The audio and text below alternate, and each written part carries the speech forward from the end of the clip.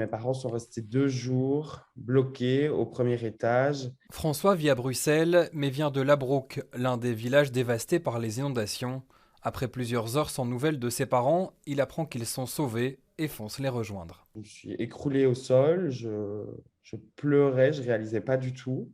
J'ai ouvert la maison et la première chose que j'ai vue en rentrant dans ma maison, c'est la chaise roulante de ma maman, vide, remplie de boue. L'eau redescend et très vite c'est la solidarité qui s'installe, indispensable pour donner du courage aux sinistrés. Hier, il y avait des gens même que je ne connaissais pas qui étaient en train de nettoyer la maison de mes parents. Tout le monde vient avec ses pelles, tout le monde vient.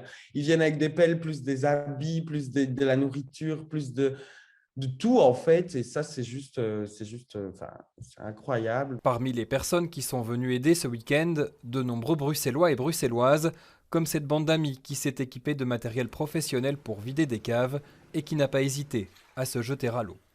On s'est proposé pour racler des maisons, on a sorti des meubles, on a sauvé un python. Il y a beaucoup de gens qui vont se rendre sur place pour prendre des photos, faire une petite balade en moto. Ça, vous pouvez l'imaginer que c'est très mal perçu par les gens, donc non au tourisme, mais oui à l'aide. Dès qu'on dit qu'on vient aider, qu'on a une pompe, des vivres, etc., on est vraiment accueillis à bras ouverts.